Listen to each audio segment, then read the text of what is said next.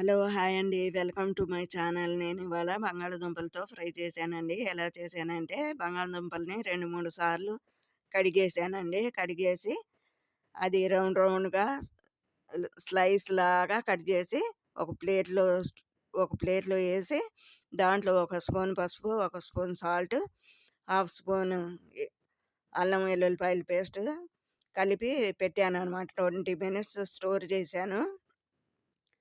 ఆ కొలతలన్నీ మనం టీ స్పూన్‌తో తీసుకుంటే సరిపోతది.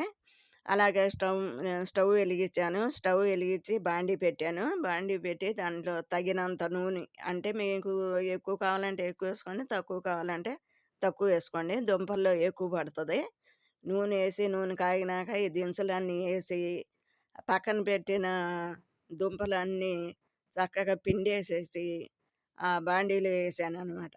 ఏసి 7, 8 నిమిషాలు దాన్ని కదిపాను. అటు ఇటు తిప్పాననమాట. తిప్పినాక ఆ పసుపనేది కొద్దిగా ఏసి ఈ ఎందుకు తిప్పాలంటే అది అల్లం వెల్లుల్లిపాయ పేస్ట్ ఉంది గదండీ! అంటుకుపోతది. అందుకని మనం తిప్పుతానే ఉండాలి. తర్వాత ఒక హాఫ్ స్పూన్ తగినంత ఏసుకోండి సాల్ట్. ఎందుకంటే ముందేసాం గదా! అందుకని మనం తగినంత ఏసుకోవాలి సాల్టు. ఏసుకున్నాక 2 నిమిషాలకి కారం వేసుకోండి. కారం వేసుకున్నాక దాన్ని బాగా తిప్పండి. తిప్పి 2 నిమిషాల వరకు పెట్టాలి. ఎందుకంటే మళ్ళీ చేదొస్తది. అందుకని కారం వేసి 2 నిమిషాలు ఆగినాక దింపుకోండి. అది ఫ్రై అనమాట.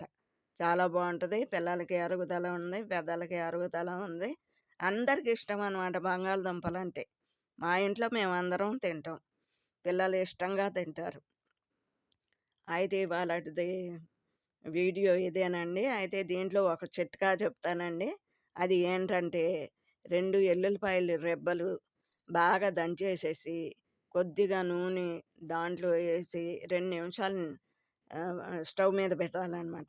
స్టవ్ మీద పెట్టి దింపేసేసి, ఎవరికైతే చెవుపోటొస్తదో పిల్లలకి, ఆళ్ళకి బాగా చల్లారిపోయినాక ఈ 2 చుక్కలు పోసేయాలనమాట చెవులో.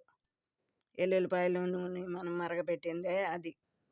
మీకు ఈ వీడియో నచ్చితే లైక్ చేయండి, షేర్ చేయండి, సబ్స్క్రైబ్ చేయండి. అలాగే కామెంట్స్ గూడా చేయండి. Thank you.